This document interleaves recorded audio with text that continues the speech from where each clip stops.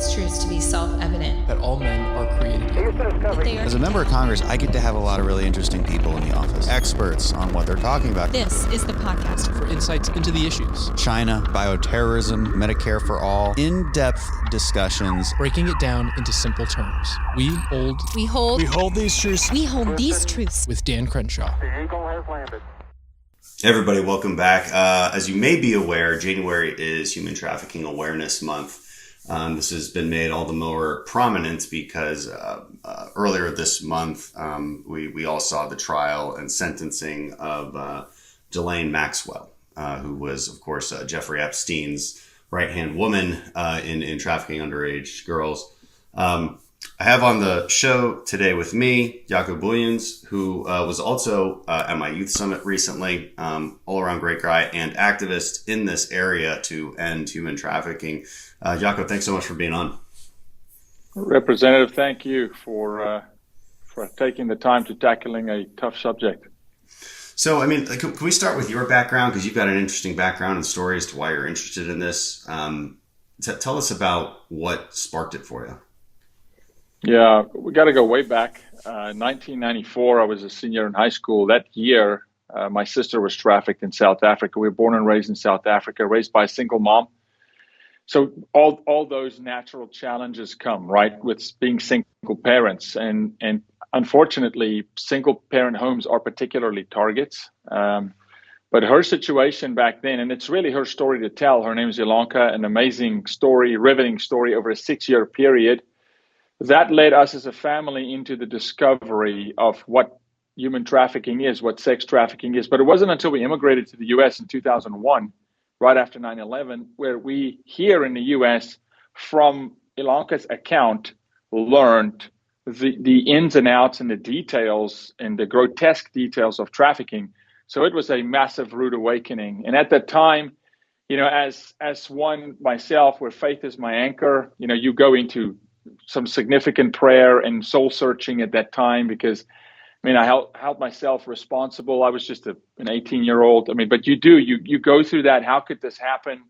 I mean, we're a tight family, and it was what's called a familial situation, which is now the most prevalent in the U.S. of trafficking. It's where it's a familial figure. It's someone that's trusted. It's either a coach, Boy Scouts, or it's a team doctor for the U.S. Gymnastics team. That kind of a situation was Ilanka's situation in the music business. And so we learned what trafficking is. And then I witnessed it in the U.S. And in prayer and in my just time with God, it just laid it on my heart that you're going to fight this. You're going to fight this, not just for your sister, to get her back, and not just back and, hey, you back, because the emotional destruction that goes on with these victims, survivors, it's intense, Dan. I mean, it takes decades. And so we just, I mean, this is way back, just put a target on the fight and said, not another child, not one more. How old was she when this happened to her? 13. And how does it happen? I mean, and that's part of what I really want to dive into in this conversation. You can give as many details as you want about your own story, but how does this grooming happen? I mean, it's not something that just occurs overnight. I mean, I guess in some cases, minors are literally kidnapped, but is that the norm? No, it's not. It's not the norm. About 1% of the cases today, 1 to 2, depends on who you ask, but let's say 2 and under % are kidnappings. So now that's a rude awakening because the film Taken has created such a misperception in what trafficking is, right? So, okay, if it's not kidnapping, then what are we talking about? We're talking about massive amounts of children in the foster care system being sexually exploited and trafficked. But unfortunately, in every zip code in the United States, we have had apprehensions, arrests, rescues of children being trafficked by familial figures. And we see so often, I mean, it could be a teacher, and all these job descriptions, unfortunately, have been arrested. So it's anything from the janitor to the Jeffrey Epstein, the billionaire. And it's really anybody because it's sex. And when there's an immoral agreement, a sexual immoral agreement within a human being, it's a drug. It's the most violent drug of all. And so ultimately, those train tracks called sex, whether it's pornography or buying someone for sex or ultimately exploiting someone or a rape, it ends up exploiting children. It's on the same track. It's like a progression with drugs. You start with an opioid and you end up with a heroin needle in your arm. They start with porn or soft porn, but ultimately the destination ends with children. And it's just so prevalent in our culture today. And so it's almost impossible to segregate or separate abortion from trafficking.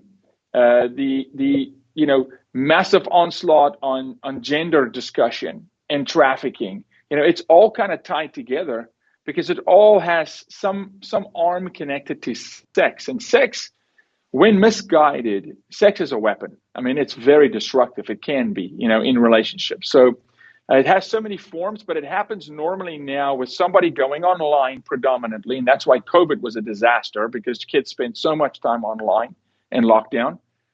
So someone will take time, and you're right, it doesn't happen overnight. Then they take time. Predators take time to find the soft target. They read them like a book. It's situational awareness. They built basically a case profile on the child, and they find the vulnerability, and then they exploit the vulnerability normally online. And we can talk statistics about how many children actually self-exploit online without knowing that they're doing it, because force, fraud, and coercion is very prevalent today. What are these kids? What are these kids doing exactly? I mean, are they just looking for attention? Are they lonely? I mean, it's like you said. So they're over sexualized in their general environment already, and they go online and they just start communicating with predators who are trying to draw them into these circles.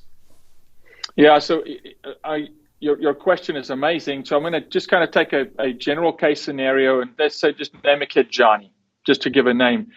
Johnny learns about sex prematurely, let's say in the classroom, like in Houston, Texas, in a particular ISD, or Austin, through comprehensive sex ed. So a concept of sex is introduced to Johnny, but it's introduced to him through a familial trusted figure, a teacher, who's also an adult. So now you're normalizing sex conversation with an adult. Johnny doesn't have the capacity at 8, 9, 10, 11, 12 to differentiate between that adult and an adult online.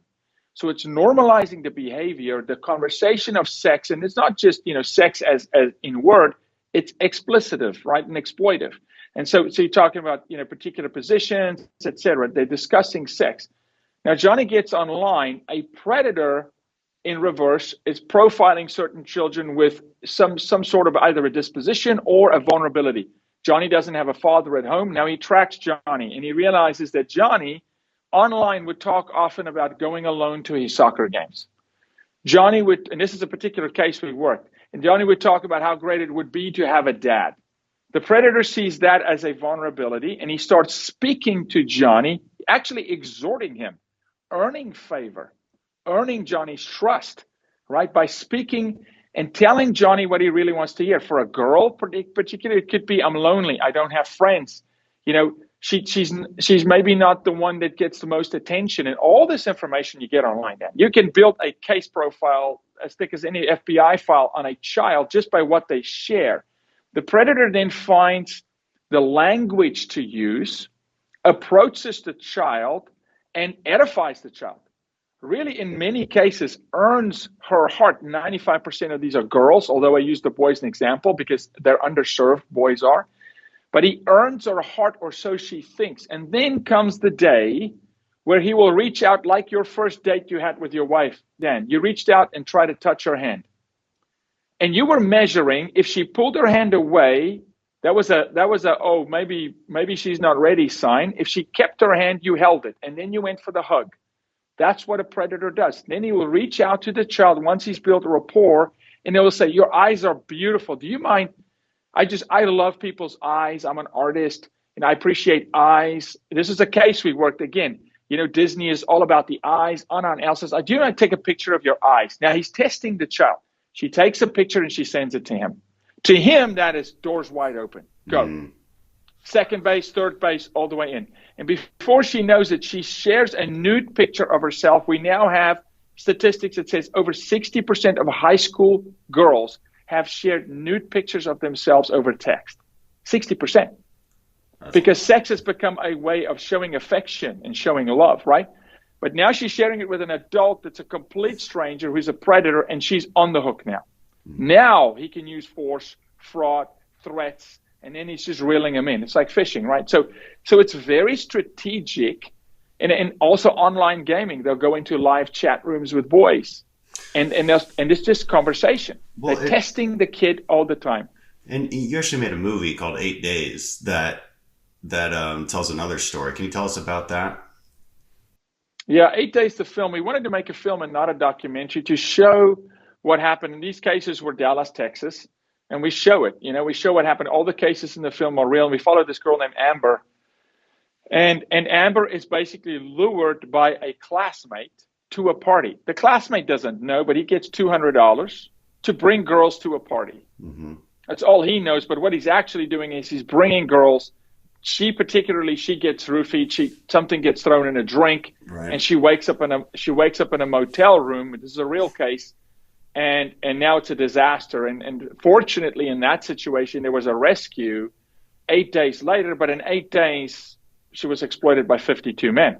Jesus. So now that's how fast the destruction can happen. So that case is a little bit more like Taken. I mean, that's a straight up kidnapping. Yes, in her own neighborhood, right? But it's also unique because she was lured by a classmate, and that's very, very prevalent today. Right. Predators have done a great job, kind of like what they did in the drug trade. Right. They would use a kid in high school to become the dealer, and we know those stories.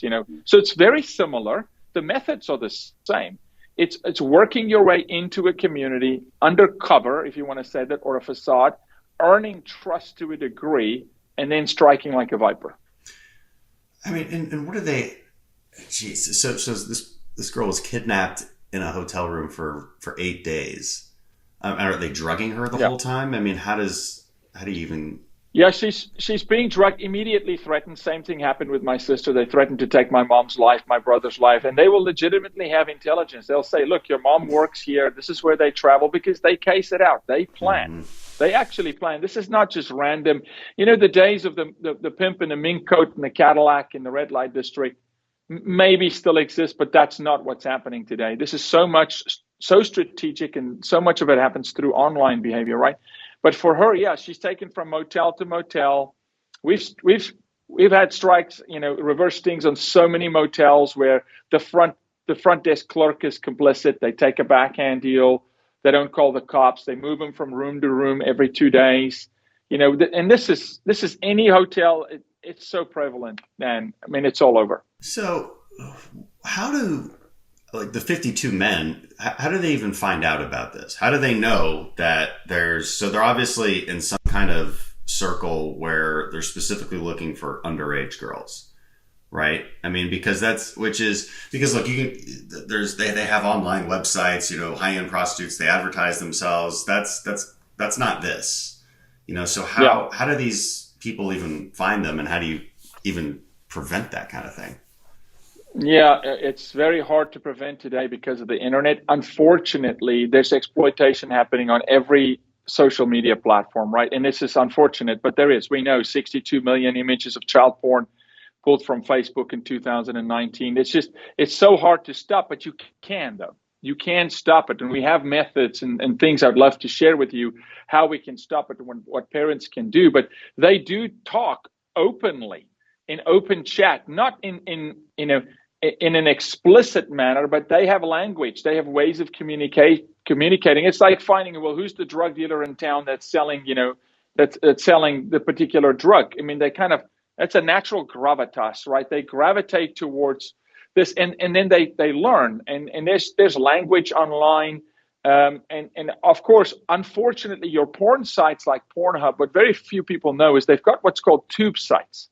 And these are black sites, but they're tube sites. So Pornhub is one entity, but there's probably 2,500 tube sites off of Pornhub, which is why it's almost impossible to shut them down, because they get women to self-exploit and upload material themselves. And then they'll bounce from Instagram to Facebook and to, they'll go all over, all the social sites, Twitter.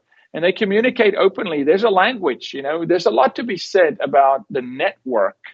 And which is why I always say to combat this crime by doing triage.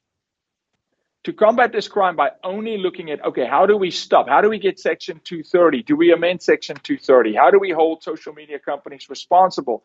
Where does it start? The First Amendment rights start and stop. Freedom of speech. My argument is 17 and under, we got to protect them. 17 and over, it's a different conversation. But if we focus on that, then we'll never stop this, because you're doing triage. At some point, we need to do surgery. The surgery conversation is you got to bring it back into the home.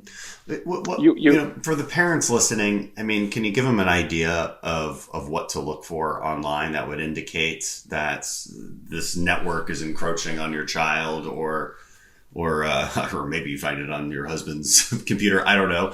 What kind of language? What do you mean by that?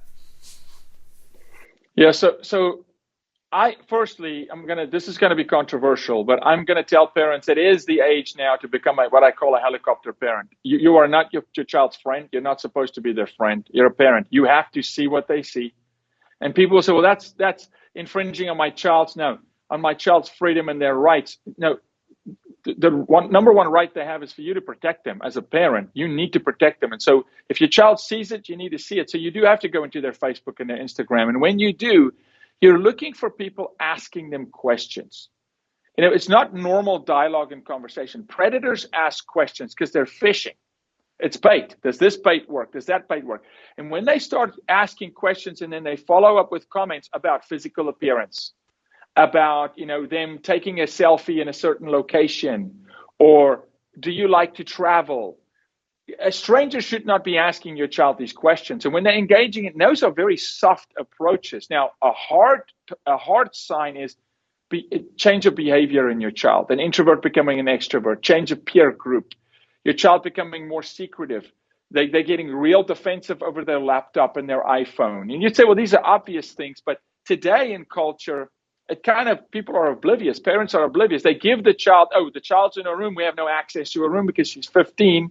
We can't touch her phone. Everything has a password. That's danger zone. That's very, very dangerous, because the child does not have the ability to have the self-awareness to manage risk. They don't know.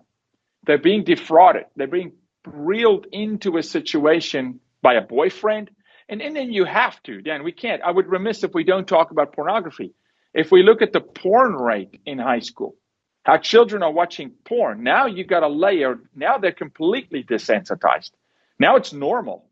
So why would it be strange for a child if some guy who's good looking, and there used to be these guys that pose, they take a picture of someone else, and they'd be a 40-year-old guy sitting in his mom's couch eating Cheetos, and he'd be approaching a child. They don't do that anymore. They post their own pictures. They're blunt. They're very brazen. So if there's any attraction today, we're such a feeling society today. If we saw anything through COVID and the lockdowns and the protests, if you play to a child's feelings, they'll practically do anything. If you like their comments, if you give them compliments, if you'll profile their social engagement and fill the gaps for them, because they're so desensitized to sex, they're watching porn, unfortunately, and it's not porn like you could get when you were a child. It's Pamela Anderson in a Maxim magazine. It's graphic gang rape, free on YouTube. And so social media has a huge part to play in this. There's a huge onus, a responsibility. We launched a new social media platform called Free Space, not to promote, but 100% only to have a zero tolerance to porn and exploitation. And we link with the FBI. We're constantly working with technology to say, how do we get ahead of the curve, to give parents tools in their hands. But ultimately, the conversation has to come into the home where the father, as the head of the household, is willing to have real conversation with his daughters and his sons in puberty in that stage. One, to earn his daughter's heart so that she trusts him, so that her affirmation and her worth and her value does not come from social media or some creep online. And in our sons, to train our sons how to become defenders of freedom, defenders of individual liberty, of personal rights, of sexual morality, defend young girls, defend women. What I say always to boys is defend her, no matter who she is, as if she could one day become your wife. Yeah, and this is I know you speak at conservative events. Obviously, you've spoken at mine, and one of the one of the scary things about the new leftist narratives, this postmodern narrative where they try to deconstruct all of these basic traditional roles and responsibilities and foundations of society. And you mentioned sex quite a bit. But it's also this sense of chivalry, right? Like they would call that sexist. And Yes, and correct. to your point, that's not what it is at all. You need men, real men, not violent men, not violent men that are uncontrolled, but men who can exhibit controlled aggression towards bad guys, and then a clear moral foundation of what bad and good is, which is I think is the fundamental argument for Christianity and why Christianity should, in fact, influence our governing. Doesn't mean you can't separate church and state, but that's a different conversation. No, but you're making an incredible point, Dan.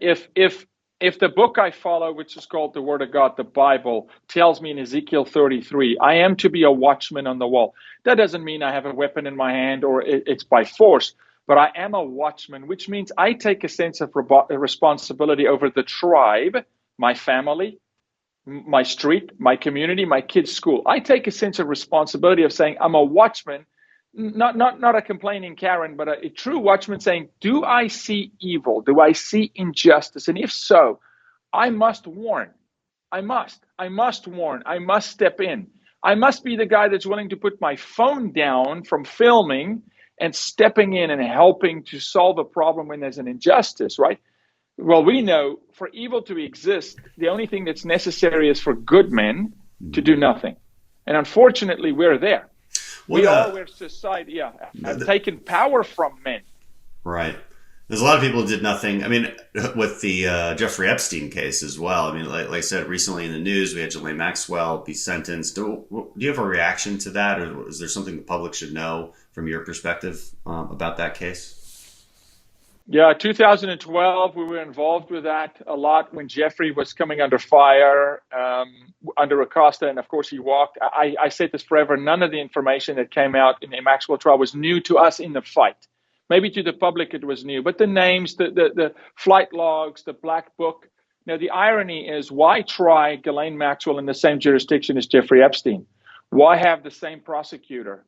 Comey's daughter. Why have the same jurisdiction in New York that does not technically frown upon pedophilia?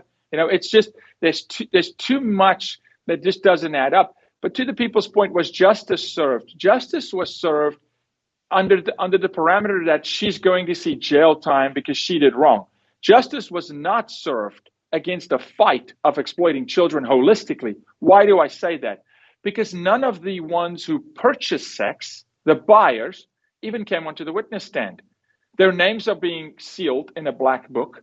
A couple of the names are mentioned. A key witness, Virginia Roberts Guthrie, against Prince Andrew, was silenced and couldn't testify. And so when you only go after the pimp, right? And in my take, then, Ghislaine Maxwell was a trafficker. If we really understand what happened with her father, who was a media mogul, her father introduced her to Jeffrey. My take is they marked Jeffrey Epstein. They made Epstein. Epstein was not in the socialite circles of New York. He wasn't a well-respected fund manager. Ghislaine's father pulled him in. So in a way, they targeted Epstein. She's not this damsel in distress. They targeted Epstein. They pulled him up into the socialites. But you're right. So many saw so much. So many were on the planes. What did you see? Did you see minors? None of those conversations are happening. Nobody is having, those people stand in front of a jury, the Americans, and say, this is what I saw, didn't see. The hospitality staff at the hotels, the airport, etc. Right? So from that perspective, no justice. So, okay, you remove El Chapo, per se, and all of a sudden you think you can stop the drug trade. No, and next head of the cartel just rises up. So removing Epstein and Maxwell does nothing for the victims that are currently being exploited. We have to go after those that are willing to pay for sex with a child. Those who are buying, it's supply and demand. And so we must be way stricter on demand. And in our state, and we share a friend, and someone who's done a lot in this fight, Governor, Abbott, and then also Attorney General Paxton. Attorney General Paxton will tell you, out of the 250 plus counties in Texas, we're only prosecuting in 10 counties. And so prosecuting these cases to where the buyer sits in front of a jury and gets the law thrown at him or her, the book, if we don't see that and we don't raise the risk profile for exploiting children, it's not going to stop. This may seem like a silly question, but I want to ask it anyway. Pizzagate. You know, it's this big conspiracy which unfortunately ended up in somebody going in and shooting up a pizza parlor. But where did this idea come from that trafficking was centered around pizza joints? Is there any truth to it? Yeah. So that particular, Pong Pizza in Washington D.C. Let's get away from the actual where it went astray. And I'm the first even through the lockdowns when people started having crazy conspiracy about tunnels under Central Park. I was public and saying, shut this down, stop. This conversation is not going to help us. We have to have facts. Yes, I'm a conservative and yes, I'm a Christian, but this is an issue that should not be politicized. We're talking about children here. Both sides of the aisle should fight this equally. So Pizzagate, where it went wrong is they tied it to pizza. It had nothing to do with pizza. And it was called Pizzagate. It happened to be an owner of a pizza joint. The individual was engaging in these kind of nefarious activities, and they tied it to pizza. But what was completely missed through Pizzagate was the language that is spoken by predators that was proliferated through that particular pizza joint and some of the characters that came and went. It wasn't about, and it should not have been about, the actual physical location of that one pizza joint, because that's preposterous to think that it's only pizza joints as if it's only massage parlors today. Is there a massage parlor today that exploits children? Absolutely. We know that very well, in Jupiter, Florida, et cetera, right? But it doesn't mean every massage parlor. So we can't, we got to be really careful because we'll completely miss the mark, and then it runs rampant. But what Pizzagate should have been about was the language, the method, the methodology that predators communicate with each other. Very real that it is, unfortunately, in the Congress, in the Senate, in Hollywood, in Wall Street, but it's also in your kids' private and public school. It's also in the church, Dan. It's crazy. All right, let's end it with this. How do survivors deal with this afterwards? What is their journey? I mean, one of our mutual friends, Courtney Litback, local Houston girl, was trafficked in high school out of the suburbs, groomed for a year, kind of falling into the bad crowds. I had her on this podcast years ago at this point. She's gone on to become an enormous voice and advocate for educating people on what this process looks like and how to stop it. She's worked with Ivanka Trump on their task force to bring awareness to this, done some really great work. And so, that's one journey out of this. And that took her probably years. It just goes to show how difficult all of this is to get law enforcement to care about it when they've got a lot of other things going on. And it's such a gray area oftentimes when it just starts. And then how you get people out of this and how much support mechanisms are needed to do so. Yeah, and Courtney is a champion. She's a survivor. She is a mutual friend of both of us. She's an amazing success story, as is my sister. But if you ask Courtney today, she'll tell you that the restoration is still ongoing. It's still ongoing. And at times, and it's decades. What people have to understand, women sometimes wait 30 years to talk about a single rape, a date rape. A child that is repeatedly sexually exploited against their will, the trauma is so deep that it could take 30 years and a drive down the road and something triggers them like that, and they regress a decade. It is so difficult to restore, which is why we're trying to prevent children from falling prey to this in the first place. But what do we do once a child's being rescued? Here's the real numbers. Organizations like Samaritan Women in Baltimore, Refuge for Women, these safe houses, we have arguably around 1,500 beds for safe houses in our country. These are beds that are licensed, trauma-informed institutions where there's real people that can help, that have their degrees and is trauma-informed, survivor-led at times. There's only 1,500. 300 of those beds nationwide is for minors. So wait a second. Let's go back to the Attorney General of Texas. 79,000 children in sex trafficking in Texas. 500 children in the street of Dallas every night. Houston, ISD, second largest ISD in the country. Okay, only second to Los Angeles. Trafficking is rampant. 300 beds.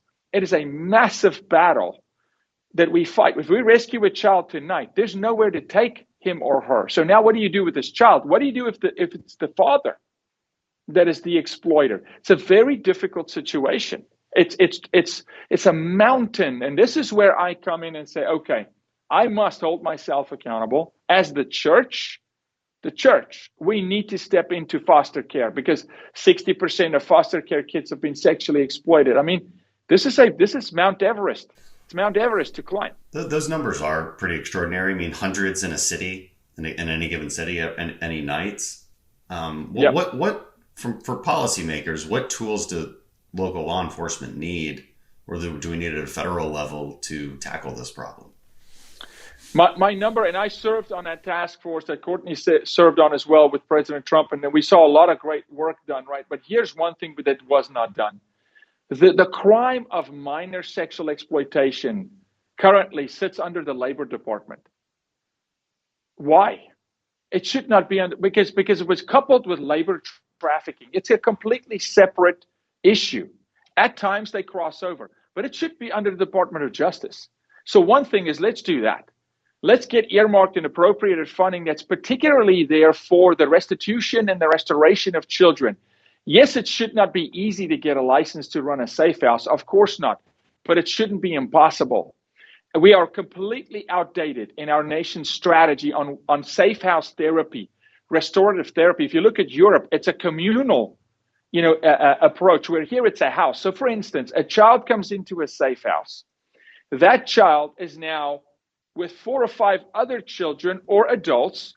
They re-traumatize one another. They re-trigger one another. They don't grow at the same rate. You live where you get therapy, where you eat breakfast in the same home. It's not a healthy model. It's not. And so unfortunately, we need to have a complete rethinking about human behavioral science and have a very collective approach. Yes, we're individually operated and run as states, but we need to have better best practice operational strategies to say, look, a safe house, this is proven and this is not. And that's where organizations like Samaritan Women are leading the charge of saying, we need change because it's not working. Because, so many are adults that are trafficked and you can't hold them by force. And so again, to restore a life that's been decimated with this drug called sex, right? Which can reframe the neural pathway of the brain. It shuts down emotion. It shuts down ability. And when you sexualize a child, they're in survival mode, which is why we are seeing such a dangerous move in comprehensive sex ed in the classroom. It's very, very dangerous to have very complex, you and your wife are dealing with very complex sexual conversations and decisions, right? A child, a 12-year-old, is not capable of comprehending that, going through exploitation, the abandonment, if the relationship breaks up, the betrayal, the shame, the blame, or the picture that's now in porn online. They're not capable of dealing with that. So it destroys them, right? To just focus on we need to restore these kids is reckless. We have to get ahead of it. I authored a bill in Oklahoma with Representative Todd Russ. We now have 3 bills, and they're coming to Texas. Governor Stitt signed it into law, where we train every single high school freshman and every college freshman on how predators talk and perform online. We have to educate the child. Why? Because we'll raise the risk profile of the child. So when a predator reaches out to the child has what you have, situational awareness. You were trained that in the military. The child has situational awareness, so the child looks like a risk to the predator. Predator is a coward. Predator moves on. Yeah, they want an easy target. Absolutely. Those are some great suggestions and concrete ideas. I think this is such an important conversation to have. Jaco, thank you so much for doing it with me. People need to know this stuff. Parents need to know it because it's like I've said over and over again. It's not what you think. It's not the movie Taken. It can be, but it's usually something much more sinister and more difficult to detect. So thank you for leading the fight on this. It's excellent. Where can people find you, follow you? Appreciate you. Let me just first say this. What you just did here, this is how this battle is won. It's these kind of conversations. Honestly, it's real conversations, bringing it home. The youth pastors, the parent. Yeah, online YouTube. I got a show where we use the shows to target trafficking and combat trafficking. So on YouTube, there's a show called The Bottom Line. On Instagram, it's 100% dedicated to fighting trafficking. All my social media, so people can find me on Instagram, on Space, Rumble, just basically wherever we go, Twitter. It's all to fight trafficking, and we share strategies, information, intel, some cases of victory, particularly through law enforcement. And law enforcement is really trying. I mean, they're trying, but they're also behind the eight ball because it's an evolving crime, like any crime. And so, thank you for the time and the conversation, Representative. I appreciate your voice in this. Everybody needs to, at some point, raise their hand and say, hey, let's do our part. That's absolutely right. Thanks, Jaco. Appreciate you very much. We'll talk again soon. God bless you. Thank you. Right. Bye-bye. Hey, thanks for doing this. Bye.